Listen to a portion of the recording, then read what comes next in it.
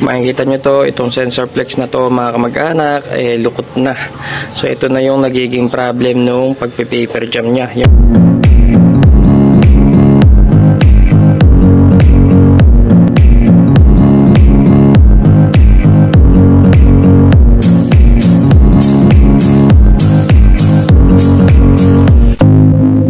Hello mga DJTV Printer Vlog. Ngayong araw nga ay may dumating dito na Epson L5290 na ipinapagawa sa atin. Ang problem ay paper jam. So bakit nga ba siya nagpe-paper jam? Makikita nyo to, itong sensor flex na to mga kamag-anak, lukot na. So ito na yung nagiging problem nung pagpe-paper jam nya, yung flex na yan. Kapag gumanon siya, naiipit, ayan, nai-interrupt yung pag-move ng carriage. Ayan, baluktot na kasi. So possible yan, nag-jam tapos umipit yung papel, tapos nag-move yung carriage hanggang sa mabuluktot tong flex cable. So ang gagawin natin dyan, papalitan natin syempre. So babaklasin lang natin yan, yung flex cable rito. Iangat natin, tatanggalin lang natin buong scanner, no. Para mabaklas yung scanner mga ka-DJTV Printer Vlog, angat nyo lang to. Tapos ito, makikita nyo yan, no. Yan, hawakan nyo lang to dito, push nyo, tapos itubog nyo ng konti, matutulak yan pag ganon para matanggal to dun sa pinakalock nya. Pag natanggal na sa lock, so tanggalin nyo dito yung connection ng flex cable na to. Oops, sorry, gumalaw. Yan, ita pa rin ba? Yan, o. Yan, pag natanggal nyo na yan,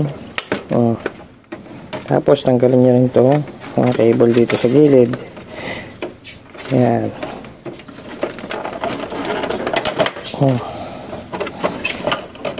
Tanggal mo na yan. Hugutin nyo lang.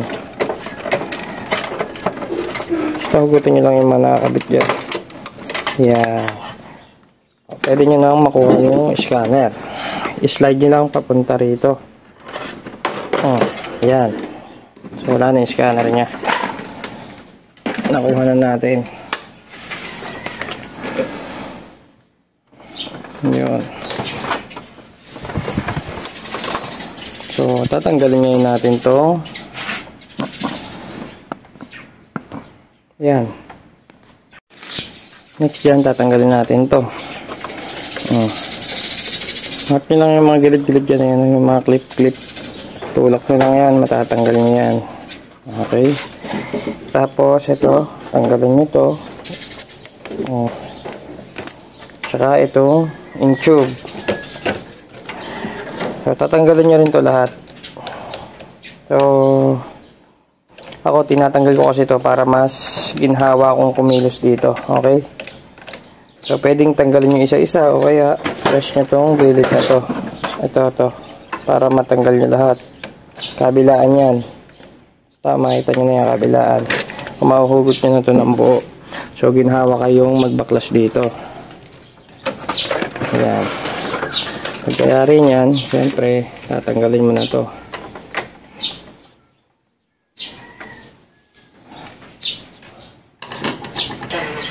Tapos nyan, ayan, may spring yan dun sa may loob. Ayan, tutulak mo lang to rito. Tulak mo dyan, natanggal na yung spring. Ayan, natanggal na yung spring. Pagkatanggal ng spring, tulak nyo lang to, ito. Ayan, tapos slide nyo to. I-slide nyo yan, slide nyo pag ganon. Ay, thank you. I-slide nyo siya pa right. Para matanggal nyo ng tuluyan yan, ito, tanggalin nyo itong connection na to. Ito. Ayan. Pagkatanggal ng connection, tanggalin nyo na to. Ayan. Tatanggal nyo na to.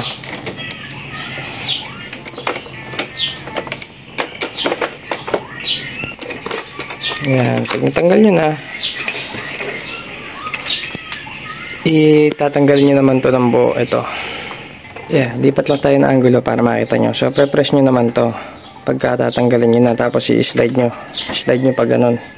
Slide papunta rito, no? Pag pre-press nyo to. Ayan. Yan, nakita nyo. Tapos, suhugutin nyo yan.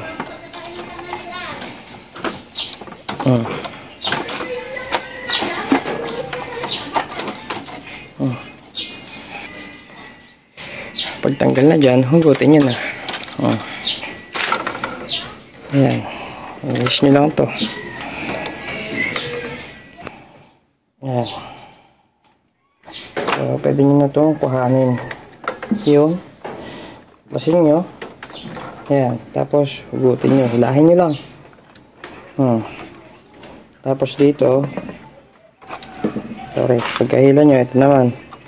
Tatanggalin nyo na dito yan. Tanggalin nyo yung sensor text. So yan yung sira. Ito ipapalitan natin. Nabibili ko sa Shopee o kaya sa TikTok o kaya sa Lazada. Meron yan. Type nyo lang flex cable 4 pins. Pag nakabili kayo ng bagong flex, ganito itsura nya. So para maihulma nyo siya, pwede nyo gayahin lang yung dating style. Gayahin nyo itupi. Yung isang side nito, ilalagay nyo dun sa sensor dito sa may likod. Ayan, dyan. Susuksok nyo dyan sa pinagugutan nyo. Ayan, ganun lang. Ayan, susuksok nyo lang dyan. Pagkatapos nyan, iaayos nyo lang to. So ayan, kailangan nyo lang ng ganito, double-sided. Kailangan nyo lang yung double-sided mga kaprinter. Tapos bahala na kayo maghulma dyan. Ayan, yung gagawin nyo lang dito, ibabalik nyo kung paano nyo siya tinanggal. Ganoon lang din.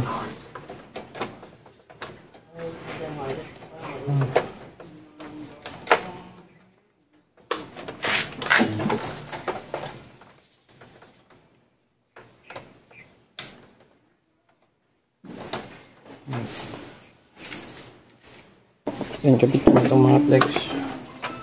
Hi baby, gutom ka? Oo, di tayo kain.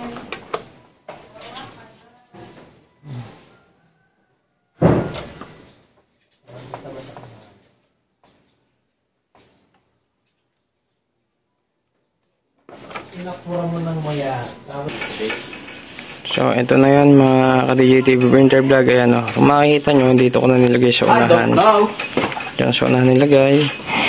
Pero dati, dito yan sa may likuran yung original. So, mas safe kasi rito yan. Kahit mag-jam, hindi masisira itong sensor. Sensor flex. Tapos, lahat ng binaklas nyo, kung paano nyo binaklas, ganun nyo lang din ikakabit. So, tatanggalin nyo dito na rito. Tatanggalin nyo muna yung case para mabilis maibalik yung mga flex dito. Ayan, dito lang dyan. Tatanggal nyo na yan. Ayan, sa pagkakabit nito, tatapat nyo lang to. So, ito, dito. Ayan. Ayan lang.